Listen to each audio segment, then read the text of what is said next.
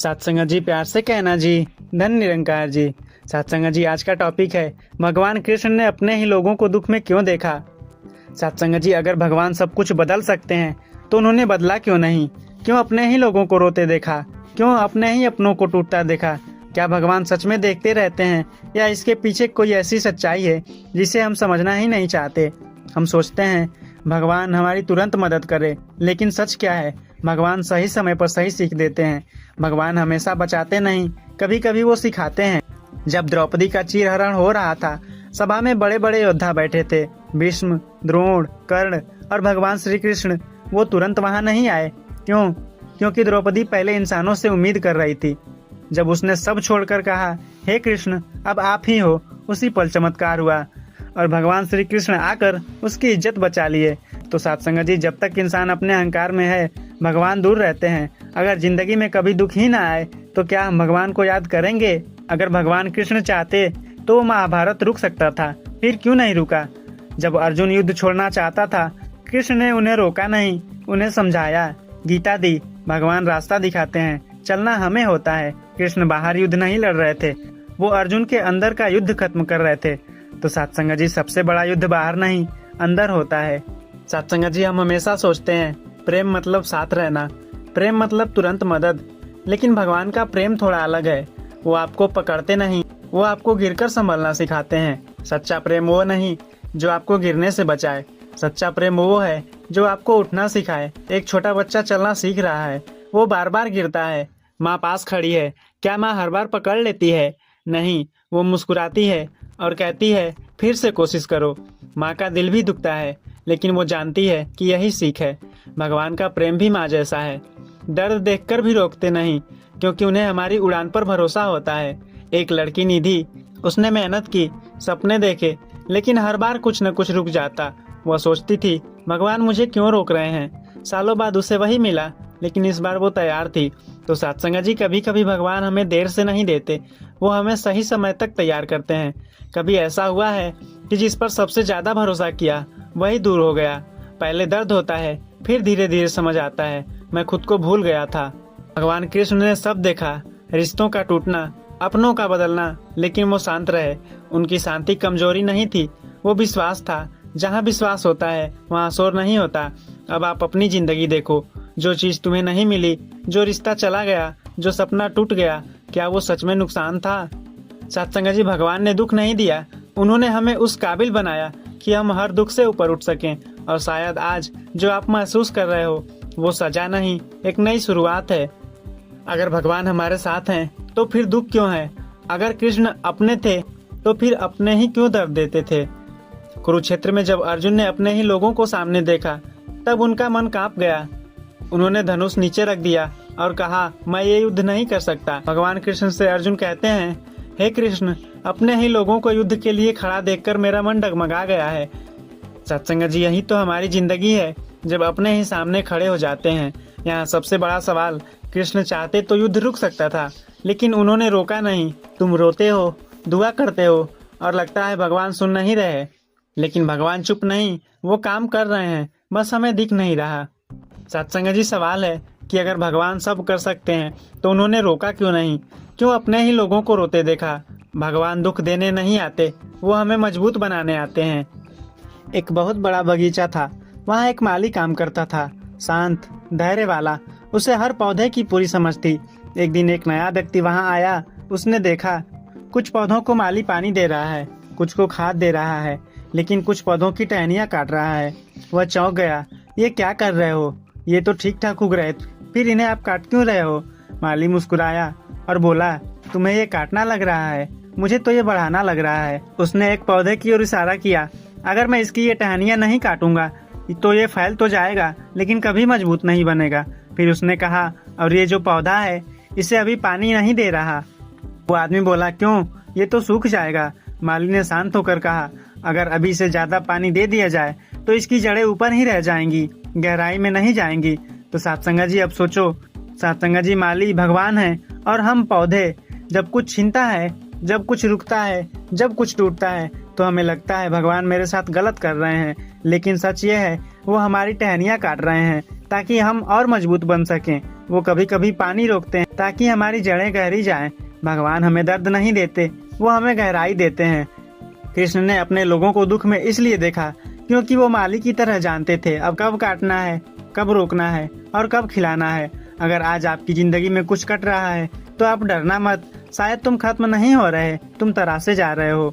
अगर भगवान सब कुछ संभाल रहे हैं तो फिर वो हमें संभालते क्यों नहीं दिखते? क्यों हर बार लगता है सब अपने आप हो रहा है और हम अकेले हैं? सत्संग जी एक कुम्हार था, वो मिट्टी से सुंदर मटकी बना रहा था। धीरे धीरे, प्यार से, धैर्य से।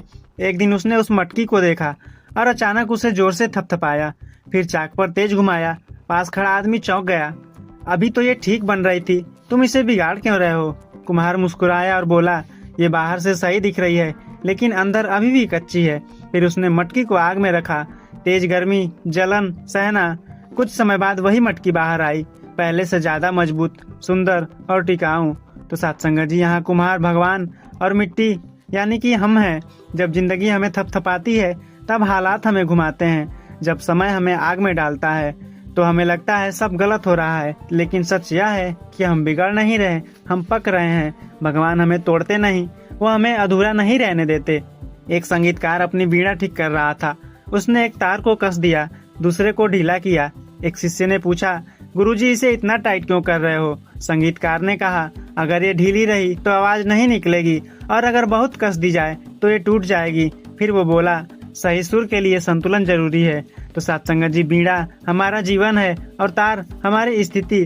कभी ढील मिलती है, कभी कसाव। हम कहते हैं भगवान हमें परेशान कर रहे हैं, लेकिन सच ये है वो हमें ट्यून कर रहे हैं। जीवन में जो कसाव है वही हमारी आवाज को मधुर बनाएगा। एक नदी बह रही थी, शांत, लगातार। रास्ते में एक बड़ा पत्थर आया। नदी रुकी नहीं, उसने रास्ता बदला और धीरे धीरे उसे छूती रही। सालों बाद वही पत्थर गोल और चिकना हो गया। यहाँ नदी समय और भगवान की योजना है, जबकि पत्थर हमारा कठोर मन है। तो दर्द, हालात और समय धीरे धीरे हमें बदलते हैं। भगवान हमें एक बार में नहीं बदलते, वो हमें धीरे धीरे तराशते हैं। अब सब जोड़ो, कभी काटना, कभी जलाना, कभी कसना, कभी बहाना। ये सब पनिशमेंट नहीं है, ये सब तो प्रोसेस है। तो सत्संग जी, भगवान ने दुख इसलिए नहीं रोका क्योंकि वो आपको कमजोर नहीं देखना चाहते थे। वो चाहते थे आप उस रूप में आओ जिसके लिए आप बनाए गए हो। अगर आज आपको दर्द हो रहा है तो उसे रोकने की जगह आप उसे समझने की कोशिश करो, क्योंकि शायद वही दर्द आपकी सबसे बड़ी ताकत बनने वाला है। सत्संग जी, भगवान हमें रोकते क्यों नहीं? क्योंकि हर दर्द सिर्फ दर्द नहीं होता, वो एक संदेश होता है। कुम्हार मिट्टी को घुमाता है, थपथपाता है, आग में डालता है। ये सिर्फ प्रोसेस नहीं, ये ट्रांसफॉर्मेशन है। मिट्टी अगर ऐसे ही रहती तो उसकी कोई कीमत नहीं होती। आग में जाने के बाद वही मिट्टी मूल्यवान बन जाती है। जब तुम्हें लाइफ घुमाती है, जब हालात दबाते हैं, जब प्रेशर बढ़ता है, वही तुम्हारा सेब बन रहा होता है। तो सत्संग जी, भगवान आपका दुख रोकते नहीं क्योंकि वो आपको कच्चा नहीं छोड़ना चाहते। भगवान आपको आराम नहीं दे रहे, वो आपको आकार दे रहे हैं। तार को न ज्यादा ढीला न ज्यादा कसा, तभी सही संगीत निकलता है। ज्यादा आराम मतलब ग्रोथ खत्म, ज्यादा स्ट्रेस मतलब टूटना, और बैलेंस मतलब सही जीवन। जब लाइफ इजी होती है तब तुम ग्रो नहीं करते, जब बहुत कठिन होती है तुम टूट जाते हो। इसलिए बीच बीच में चैलेंजेस आते हैं। तो सत्संग जी, भगवान परफेक्ट कंडीशंस नहीं देते, वे आपको परफेक्ट बनाते हैं। जिंदगी की मुश्किलें सजा नहीं, संतुलन बनाने का तरीका है। एक आईना था, उस पर धूल जम गई, अब वो खुद को नहीं देख पा रहा था। कोई आया, उसने उसे साफ किया, कपड़े से रगड़ा, मेहनत की। तो सत्संग जी, यहाँ धूल की संज्ञा अहंकार और गलत सोच से है, और साफ करना मतलब कि दर्द और अनुभव। जब आपको चोट लगती है, जब ईगो टूटता है, तब तुम खुद को साफ साफ देख पाते हो। कृष्ण आपको बदलते नहीं, आपकी असली पहचान दिखाते हैं। दर्द हमें बदलता नहीं, हमें असली बनाता है। अब तीनों को जोड़ो, शेप मतलब कुम्हार, बैलेंस बीड़ा, क्लियरिटी आईना। दुख, शेप, बैलेंस और क्लियरिटी। तो सत्संग जी, भगवान ने दुख इसलिए नहीं रोका क्योंकि वो आपको गिराना नहीं चाहते थे, वो आपको बनाना चाहते थे। अगर आज आपको कुछ समझ नहीं आ रहा तो बस इतना याद रखना, भगवान गलत नहीं करते, बस हम जल्दी समझ नहीं पाते। सत्संग जी, अगर भगवान हर दर्द रोक दें तो क्या हम कभी बदलेंगे या फिर हमेशा वही रहेंगे जो अभी हैं? एक छोटा सा बीज, उसे जमीन के अंदर दबा दिया गया, चारों तरफ अंधेरा, ऊपर से मिट्टी का बोझ। अगर वो बीज सोच सकता तो वो कहता मेरे साथ ये क्या हो रहा है। लेकिन कुछ समय बाद उसी अंधेरे में, उसी दबाव में वो फूटता है और एक पौधा बन जाता है। अंधेरा कंफ्यूजन है, दबाव स्ट्रगल है, फूटना ट्रांसफॉर्मेशन है। जब आपको लगता है सब बंद हो गया, कोई रास्ता नहीं दिख रहा, वही फेज आपको बदल रहा होता है। तो सत्संग जी, अंधेरा अंत नहीं होता, वो शुरुआत का स्थान होता है। समुद्र हमेशा शांत दिखता है, लेकिन उसकी सतह पर लहरें उठती हैं, टकराती हैं, टूटती हैं। लहर सोचती है मैं खत्म हो रही हूँ, लेकिन सच ये है वो समुद्र से अलग ही नहीं है। लहर हमारी स्थिति है और समुद्र हमारी असली पहचान। आप अपने हालात से खुद को डिफाइन करते हो, लेकिन तुम हालात नहीं हो, तुम उससे कहीं बड़े हो। तो भगवान हमें याद दिलाते हैं, तुम लहर नहीं समुद्र हो जो खुद को पहचान लेता है, उससे हालात हिला नहीं पाते। आप एक किताब पढ़ रहे हो, बीच में एक चैप्टर आता है जहाँ सब कुछ गलत हो रहा है। अगर तुम वहीं रुक जाओ तो लगेगा कहानी खराब है, लेकिन आगे पढ़ो तो पता चलता है वही चैप्टर सबसे जरूरी था। अधूरा पन्ना वर्तमान दुख है और पूरी किताब हमारी पूरी जिंदगी। तुम अभी सिर्फ एक फेज में हो, पुरानी कहानी नहीं देख रहे। भगवान हमारी पूरी कहानी जानते हैं, इसलिए वो बीच में इंटरवेन नहीं करते। जिसे आप अंत समझ रहे हो वो कहानी का मोड़ है। अब आप इसे ध्यान से जोड़ो। अंधेरा यानी कि बीज, पहचान यानी कि समुद्र, अधूरी समझ यानी किताब मतलब ग्रोथ, अवेयरनेस और बिगर प्लान। भगवान ने दुख इसलिए नहीं रोका क्योंकि वो आपको छोटा रखना चाहते थे, वो चाहते थे तुम अपनी असली पहचान तक पहुंचो। अगर आज तुम्हें कुछ समझ नहीं आ रहा तो घबराओ मत, तुम खत्म नहीं हो रहे हो, तुम अनफोल्ड हो रहे हो। अगर भगवान सब कुछ सही समय पर करते तो फिर वो हमें पहले क्यों नहीं समझा देते? क्यों हमें दर्द से गुजरना पड़ता है, तब जाकर समझ आता है। सत्संग जी, एक सुनार सोने को आग में डालता है, बार बार गर्म करता है, फिर हथौड़े से मारता है, फिर ठंडा करता है। कोई देखे तो लगे ये तो इसे खराब कर रहा है, लेकिन धीरे धीरे वही सोना चमकने लगता है, उसकी असली खूबसूरती बाहर आती है। तो सत्संग जी, यहाँ आग कठिन समय है, चोट जीवन के झटके और चमक असली रूप। जब लाइफ आपको बार बार टेस्ट करती है, तब एक के बाद एक चैलेंज आता है, तब आप टूट नहीं रहे होते, आप रिफाइन हो रहे होते हो। तो भगवान दर्द नहीं दे रहे, वो आपको शुद्ध कर रहे हैं। जिसे भगवान चुनते हैं उसे आसान रास्ता नहीं देते। एक कमरा पूरी तरह बंद था, अंदर अंधेरा था। अचानक एक खिड़की खुली, तेज रोशनी अंदर आई। पहले क्या हुआ? आंखों में चुभन, असहजता, लेकिन धीरे धीरे सब साफ दिखने लगा। अंधेरा अज्ञान है, रोशनी सच है। जब सच सामने आता है तो पहले दर्द होता है। भगवान हमें अचानक नहीं बदलते, वो धीरे धीरे सच दिखाते हैं। सच पहले चुभता है, फिर जीवन बदल देता है। एक व्यक्ति सब कुछ पकड़ कर बैठा था, पैसा, रिश्ते, कंट्रोल। उसे डर था अगर ये सब छूट गया तो। धीरे धीरे जीवन ने उसे सब छीन लिया, वो खाली हाथ रह गया। लेकिन पहली बार उसे हल्कापन महसूस हुआ, डर खत्म हुआ। तो सत्संग जी, यहाँ पकड़ डर था, छोड़ना आजाद। हम जितना पकड़ते हैं उतना डरते हैं, इसलिए भगवान हमें खाली करते हैं ताकि हम सच से भर सकें। जब तक हाथ भरे हैं भगवान कुछ नहीं दे सकता। तो सत्संग जी, इसका पूरा कंक्लूजन है, भगवान ने अपने ही लोगों को दुख में इसलिए देखा क्योंकि वो उन्हें हारना देखना नहीं चाहते थे। वो चाहते थे वो जागें। अगर आज आपकी जिंदगी में सब कुछ हिल रहा है तो घबराओ मत, ये गिरना नहीं, ये जागना है। और जिस दिन आप समझ जाओगे उस दिन तुम पूछोगे नहीं भगवान ने ये क्यों किया, तुम कहोगे धन्यवाद, आपने मुझे बदल दिया। सत्संग जी, आपको लगता है सब बिखर रहा है, लेकिन क्या पता कुछ ऐसा बन रहा हो जो आप अभी समझ नहीं पा रहे। एक बड़ा पत्थर पड़ा था, किसी काम का नहीं, बस एक साधारण चट्टान। एक मूर्तिकार आया, उसने उस पर चोट करनी शुरू की, एक एक बार, बार बार। अगर पत्थर बोल सकता वो कहता तुम मुझे क्यों तोड़ रहे हो। लेकिन कुछ समय बाद वही पत्थर एक सुंदर मूर्ति बन गया। तो सत्संग जी, जिंदगी हमें बार बार इसलिए चोट देती है क्योंकि वो आपको बना रही है, वो आपको खत्म नहीं कर रही। भगवान हमें वैसे नहीं छोड़ते जैसे आप हो, वो आपको उस रूप में लाते हैं जो आप बन सकते हो। तो सत्संग जी, हर चोट बेकार नहीं जाती, कुछ चोटें पहचान बन जाती है। एक ताला था बहुत मजबूत, कोई उसे खोल नहीं पा रहा था। कई लोग आए, किसी ने जोर लगाया, किसी ने तोड़ने की कोशिश की, लेकिन ताला नहीं खुला। फिर एक छोटी सी चाबी आई, उसने धीरे से घुमा और ताला खुल गया। सत्संग जी, यहाँ ताला हमारा बंद मन है और चाबी सही समझ। प्रॉब्लम्स फोर्स से सॉल्व नहीं होती, अंडरस्टैंडिंग से सॉल्व होती है। भगवान हमें ताकत नहीं देते, समझ देते हैं, और जहाँ समझ है वहाँ रास्ता खुद ब खुद बन जाता है। एक सुई और धागा साथ थे, सुई आगे आगे जाती, कपड़े में छेद करती, धागा पीछे पीछे आता और उसी छेद को भर। तो सत्संग जी, यहाँ सुई की संज्ञा दर्द से और धागा की संज्ञा हीलिंग से दी गई है। पहले जीवन चोट देता है, फिर उसे धीरे धीरे भरता है। तो सत्संग जी, पहले भगवान हमें समझ देते हैं दर्द की, फिर देते हैं शांति, हर दर्द के साथ उसकी मरहम भी आती है। तो भगवान हमें दर्द में इसलिए नहीं छोड़ते क्योंकि वो निर्दयी हैं, बल्कि इसलिए क्योंकि वो जानते हैं आप उस दर्द से ऊपर उठ सकते हो। अगर आज आपको चोट लग रही है तो याद रखो, कोई आपको तोड़ नहीं रहा, कोई आपको गढ़ रहा है।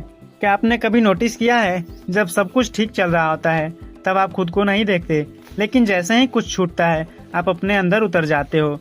एक एक्सपेरिमेंट किया गया, कुछ लोगों को एक कमरे में बिठाया गया, कोई मोबाइल नहीं, कोई म्यूजिक नहीं, कोई डिस्ट्रैक्शन नहीं, सिर्फ खामोशी। पहले 5 मिनट सब नॉर्मल, 10 मिनट बाद बेचैनी शुरू, 20 मिनट बाद लोग परेशान। कुछ लोग तो इतना अनकंफर्टेबल हुए कि उन्होंने खुद को शॉक देने वाला बटन दबा दिया, सिर्फ इसलिए ताकि खामोशी टूट जाए। तो सत्संग जी, इंसान दर्द से नहीं भागता, इंसान खुद से मिलने से भागता है। इसलिए लाइफ हमें साइलेंस देती है, इसलिए चीजें छीनती हैं, इसलिए डिस्ट्रैक्शन हटते हैं, ताकि तुम भाग ना सको, तुम खुद से मिलो। भगवान दुख इसलिए नहीं रोकते क्योंकि जब तक आपकी जिंदगी में शोर है तब आप उन्हें नहीं सुनते। वो शोर हटाते हैं ताकि तुम सुन सको। भगवान हमें अकेला नहीं करते, वो हमें खुद से मिलवाते हैं। सोचो, जब सब ठीक था तुम बिजी थे, भगवान याद भी नहीं, लेकिन जब सब कुछ रुक गया तुमने पहली बार पूछा मैं कौन हूँ, मैं क्या कर रहा हूँ। तो सत्संग जी, दुख इंटरप्शन नहीं, दुख इनविटेशन है। दर्द दरवाजा बंद नहीं करता, वो एक नया दरवाजा खोलता है। तो सत्संग जी, यहाँ भगवान ने लोगों को दुख में इसलिए देखा क्योंकि वो उन्हें हराते नहीं देख रहे थे, वो उन्हें पहली बार जागते हुए देख रहे थे।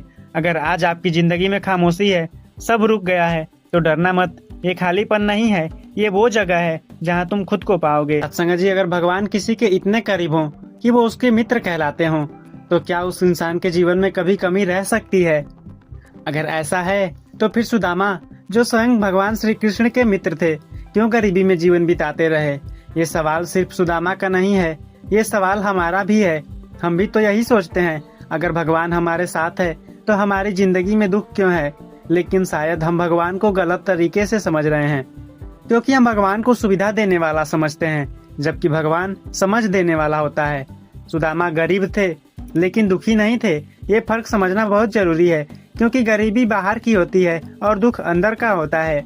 सुदामा के पास धन नहीं था, लेकिन उनके पास संतोष था, और गीता में भी भगवान कहते हैं संतोष ही सबसे बड़ा धन है। भागवत गीता में लिखा गया है, आपूर्यमाणम चल प्रतिष्ठम। जैसे समुद्र में नदियां गिरती रहती हैं फिर भी वो शांत रहती हैं, वैसे ही जो इच्छाओं से विचलित नहीं होता वही शांति पाता है। सत्संग जी, सुदामा ऐसे ही थे, उनके पास कुछ नहीं था फिर भी उनके अंदर शांति था। हमारी सबसे बड़ी गलती क्या है? हम भगवान से दोस्ती नहीं करते, हम उनसे सौदा करते हैं। भगवान ये दे दो तो मैं ये करूँगा, लेकिन सुदामा ने कभी ऐसा नहीं किया। उन्होंने कभी ये नहीं कहा, हे कृष्ण मुझे धन दे दो। उन्होंने सिर्फ प्रेम रखा, बिना किसी मांग के, और यही सच्ची भक्ति है।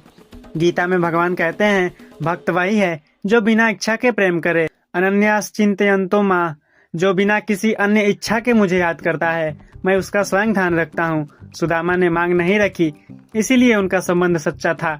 अगर आज हमसे पूछा जाए सबसे बड़ा धन क्या है, तो हम क्या कहेंगे? पैसा, घर, गाड़ी। लेकिन सुदामा ने हमें सिखाया, असली धन है संतोष, प्रेम और विश्वास। एक छोटा सा उदाहरण है, 2 लोग हैं, एक के पास बहुत पैसा है लेकिन चैन नहीं है, दूसरा साधारण है लेकिन मुस्कुरा रहा है। तो बताओ असली अमीर कौन है? सत्संग जी, जो खुश है वही अमीर है, और सुदामा अंदर से अमीर थे। जब सुदामा कृष्ण से मिलने गए तब भी उन्होंने कुछ नहीं मांगा, लेकिन भगवान ने सब कुछ दे दिया। क्यों? क्योंकि भगवान सही समय का इंतजार करते हैं। अगर पहले दे देते तो शायद सुदामा का संतोष टूट जाता, अगर देर से देते तो शायद विश्वास कमजोर हो जाता।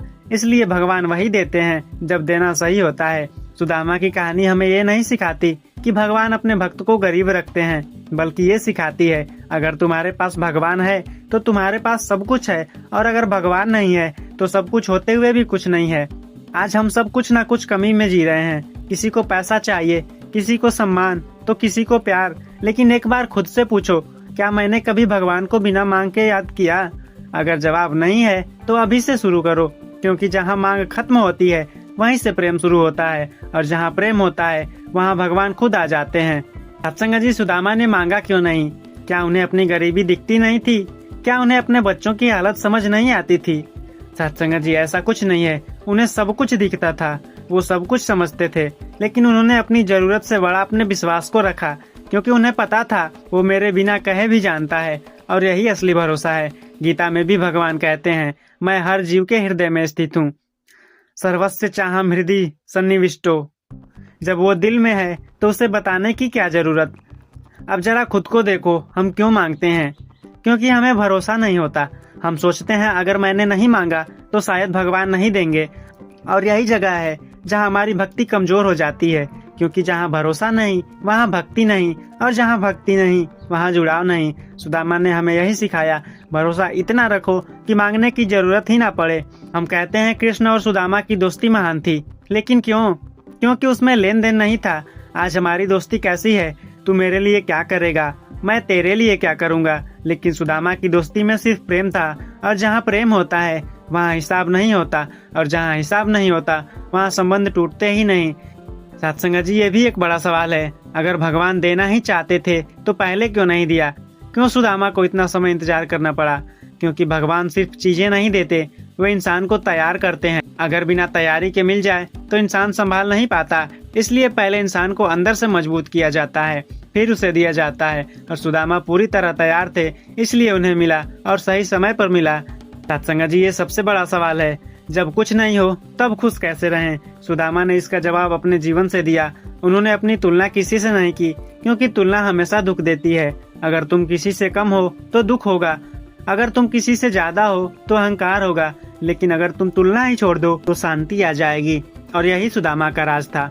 हम सोचते हैं भगवान हमें प्यार करते हैं, लेकिन समझते नहीं हैं कि वो प्यार कैसा होता है। भगवान का प्यार हमेशा आराम नहीं देता। कभी कभी वो हमें ऐसे रास्ते पर ले जाता है जहाँ हमें खुद को समझना पड़े।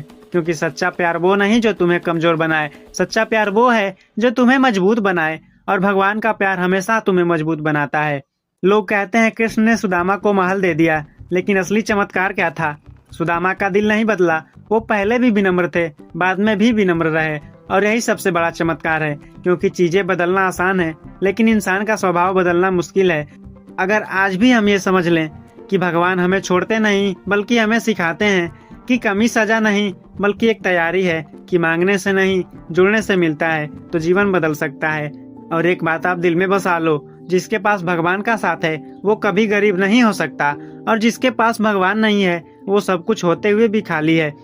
हम अक्सर ये कहते हैं भगवान ने मुझे दुख दिया, लेकिन क्या सच में ऐसा है?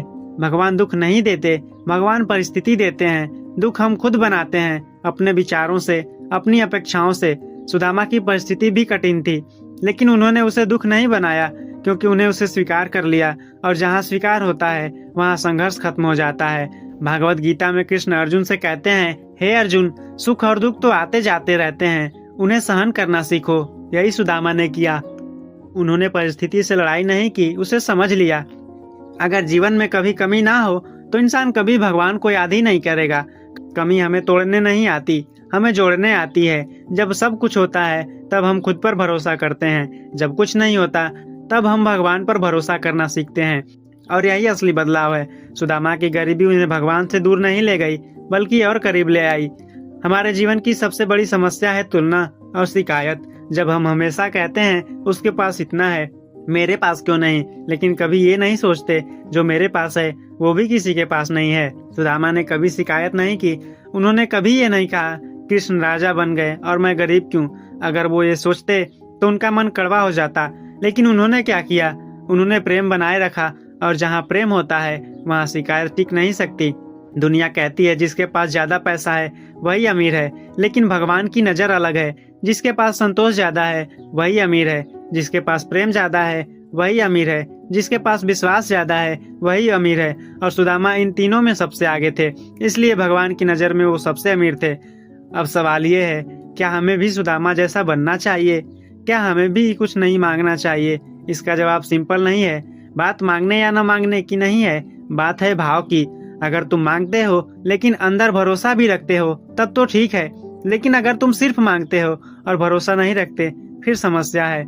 सुदामा ने हमें ये सिखाया, भरोसा इतना गहरा करो कि मांग अपने आप खत्म हो जाए। तो सत्संग जी, जब भगवान देते हैं तो सिर्फ चीजें नहीं देते, वो समझ देते हैं, वो शांति देते हैं, वो संतुलन देते हैं। क्योंकि अगर सिर्फ चीजें मिल जाएं और समझ ना हो तो वो चीजें भी दुख दे सकती हैं। इसलिए भगवान पहले अंदर को भरते हैं फिर बाहर को बदलते हैं। तो सत्संग जी, अगर आज एक लाइन में समझना हो सुदामा की पूरी कहानी तो वो ये है कि भगवान अपने भक्त को कभी अकेला नहीं छोड़ते, लेकिन वो उसे हमेशा आसान रास्ता भी नहीं देते, क्योंकि आसान रास्ता इंसान को कमजोर बना देता है और कठिन रास्ता उसे मजबूत बना देता है। और भगवान हमें मजबूत बनाना चाहते हैं। आज अगर तुम अपने जीवन में देखो, जहाँ जहाँ तुम्हें कमी दिखती है, वहीं वहीं भगवान तुम्हें कुछ सिखा रहे हैं। जहाँ तुम्हें इंतजार करना पड़ रहा है, वहीं तुम्हारा विश्वास मजबूत हो रहा है। जहाँ तुम्हें संघर्ष करना पड़ रहा है, वहीं तुम्हारी आत्मा विकसित हो रही है। इसलिए अपनी परिस्थिति से भागो मत, उसे समझो, क्योंकि वही परिस्थिति तुम्हें भगवान के और करीब ले जाएगी। सुदामा गरीब नहीं थे, वो तो दुनिया को अमीरी का असली अर्थ सिखाने आए थे। हमारे जीवन में क्या होता है, जब कुछ मिलता है तब धन्यवाद करते हैं, जब नहीं मिलता तब शिकायत करते हैं। लेकिन सुदामा उल्टे थे, उनके पास कुछ नहीं था, फिर भी उन्होंने कभी शिकायत नहीं की। उन्होंने अभाव में भी आभार रखा। और ये बहुत बड़ा सीक्रेट है, क्योंकि जहाँ आभार होता है वहाँ नेगेटिविटी नहीं टिक सकती, और जहाँ नेगेटिविटी नहीं टिकती वहाँ मन शांत हो जाता है। कई लोग कहते हैं भगवान हमारी परीक्षा क्यों लेते हैं, लेकिन सच्चाई यह है कि भगवान परीक्षा नहीं लेते, वो हमारी सच्चाई सामने लाते हैं। जब सब अच्छा चल रहा होता है तब हर कोई अच्छा बन जाता है, लेकिन जब कठिन समय आता है तब असली इंसान सामने आता है। सुदामा के जीवन में भी परिस्थितियां कठिन थीं, लेकिन उनका विश्वास कभी नहीं डिगा, और यही उनकी असली जीत थी। आज की दुनिया सिखाती है और चाहिए, लेकिन सुदामा सिखाते हैं जो है वही काफी है। लोग सोचते हैं कम में खुश रहना कमजोरी है, लेकिन कम में खुश रहना सबसे बड़ी ताकत है, क्योंकि जिसे कम में संतोष है उसे कोई हरा नहीं सकता। सत्संग जी, हमारा रिश्ता भगवान से कैसा है? जरूरत वाला। जब जरूरत होती है तब याद करते हैं, जब सब ठीक हो जाता है भूल जाते हैं। लेकिन सुदामा का रिश्ता कैसा था? बिना जरूरत का, बिना शर्त का, और यही असली रिश्ता है। जहाँ रिश्ता जरूरत पर टिका हो वो टूट जाता है, जहाँ रिश्ता प्रेम पर टिका हो वो हमेशा चलता है। हम हमेशा जल्दी चाहते हैं अभी मिल जाए, अभी हो जाए, लेकिन भगवान की टाइमिंग अलग होती है। जो चीजें देर से मिलती हैं वो ज्यादा टिकती हैं, जो चीजें आसानी से मिलती हैं उसकी कद्र कम होती है। सुदामा को भी सब कुछ तुरंत नहीं मिला, लेकिन जब मिला तो अस्थायी मिला, इसलिए देरी को भी कृपा समझो। सत्संग जी, आज हम बाहरी अमीरी के पीछे भागते हैं, पैसा, नाम, स्टेटस, लेकिन सुदामा ने हमें सिखाया कि अंदर की अमीरी ज्यादा जरूरी है। तो आप तय करो कि क्या आपके अंदर शांति है, क्या आपके अंदर संतोष है, क्या आपके अंदर प्रेम है। अगर ये है तो तुम सच में अमीर हो, अगर ये नहीं है तो सब कुछ होते हुए भी कुछ भी नहीं है। भगवान हमें हमारी इच्छा के अनुसार नहीं, हमारी जरूरत के अनुसार देते हैं। भगवान हमें आराम देने नहीं, हमें योग्य बनाने आते हैं। भगवान हमें चीज देने से पहले हमें समझ देते हैं, और सुदामा इसी समझ के प्रतीक थे। इसीलिए तो वो गरीब नहीं थे, वो सबसे अमीर थे, क्योंकि उनके पास भगवान का प्रेम था। जिस दिन इंसान को भगवान मिल जाए उस दिन उसकी हर कमी खत्म हो जाती है। हम सब चाहते हैं हमारी परिस्थितियां बदल जाएं, पैसे बढ़ जाएं, समस्या खत्म हो जाए, लेकिन सुदामा ने क्या किया? उन्होंने स्थिति बदलने की कोशिश नहीं की, उन्होंने अपनी दृष्टि बदल ली। और ये बहुत गहरी बात है। स्थिति बदलने में समय लगता है, लेकिन दृष्टि बदलते ही अनुभव बदल जाता है। इसलिए वही जीवन किसी के लिए दुख है और वही जीवन किसी के लिए शांति है। फर्क सिर्फ सोच का है। हम सोचते हैं कम है मतलब कुछ गलत है, लेकिन क्या हर बार ऐसा ही होता है? नहीं, कभी कभी कम होना हमें बचा रहा होता है। कम जिम्मेदारी, कम अहंकार, कम उलझन जितना ज्यादा होता है उतनी ज्यादा चिंता होती है, और जितना कम होता है उतनी सिंप्लिसिटी होती है। सुदामा का जीवन सिंपल था, और सिंप्लिसिटी जो कि शांति का सबसे बड़ा कारण है। कई बार जीवन में ऐसा होता है, सब कुछ मिलते मिलते रह जाता है, लगता है बस मिलने ही वाला था लेकिन रुक गया। तब हम सोचते हैं भगवान ने रोक दिया, लेकिन असल में भगवान बचा रहे होते हैं, क्योंकि हर चीज जो हमें चाहिए वो हमारे लिए सही हो ये जरूरी नहीं। इसलिए जो नहीं मिला वो भी कृपा हो सकता है। एक बहुत सुंदर बात सुदामा में थी, उन्होंने कभी खुद को गिराया नहीं, उन्होंने कभी मजबूरी में झुककर मांगा नहीं, उन्होंने सम्मान बनाए रखा, और ये बहुत जरूरी है। सत्संग जी, विनम्रता और हीनता में फर्क होता है। विनम्रता अंदर से मजबूत होता है, हीनता अंदर से कमजोर। तो सत्संग जी, सुदामा विनम्र थे लेकिन कमजोर नहीं थे। हम सोचते हैं भगवान के पास जाना मतलब कुछ मांगना, लेकिन सुदामा ने क्या किया? वो मिलने गए, मांगने नहीं गए। और यही सबसे बड़ा अंतर है। जब तुम मिलने जाते हो तो प्रेम बढ़ता है, जब तुम मांगने जाते हो तो अपेक्षा बढ़ती है, और जहाँ अपेक्षा होती है वहाँ निराशा भी होती है। हम अक्सर कहते हैं भगवान सब जानते हैं, लेकिन फिर भी हम बार बार बताते रहते हैं मुझे ये चाहिए, मुझे वो चाहिए, अगर सच में मानते हो कि वो जानते हैं तो फिर शांति क्यों नहीं है? क्योंकि हम शब्दों से मानते हैं, दिल से नहीं। सुदामा ने दिल से माना, इसलिए वो शांत थे। आज की दुनिया कहती है जल्दी करो, आगे बढ़ो, लेकिन अध्यात्म कहता है रुक कर देखो, समझो। सुदामा का जीवन तेज नहीं था, लेकिन गहरा था, और गहराई हमेशा धीरे चलने से आती है। हम जीवन में सब कुछ पकड़ कर रखते हैं, पैसा, लोग, उम्मीद, लेकिन एक दिन सब छोड़ना पड़ जाता है। सुदामा ने पहले ही सीख लिया था कुछ भी मेरा नहीं है, और जब ये समझ आ जाती है तो डर खत्म हो जाता है। अगर आज तुमसे पूछा जाए तुम क्या चाहते हो, शायद तुम कहोगे पैसा, सफलता, लेकिन सच में तुम शांति चाहते हो। और शांति बाहर से नहीं आती, वो अंदर से आती है। वो सुदामा के पास शांति थी, इसलिए वो सच में अमीर थे। तो सत्संग जी, भगवान हमें बदलने आते हैं, सिर्फ हमारी स्थिति नहीं। गरीबी या अमीरी ये बाहरी बातें हैं, असली खेल अंदर का है। और जिसने अंदर जीत लिया वो कभी हार नहीं सकता, और जिसने अंदर हार मान ली उसे कोई जीत दिला नहीं सकता। इसलिए सुदामा की गरीबी कहानी की नहीं है, ये कहानी है विश्वास की, संतोष की और सच्चे प्रेम की। भगवान के साथ चलने वाला इंसान धीरे जरूर चलता है, लेकिन कभी गलत नहीं चलता। सत्संग जी, प्यार से कहना जी। धन्य निरंकार जी।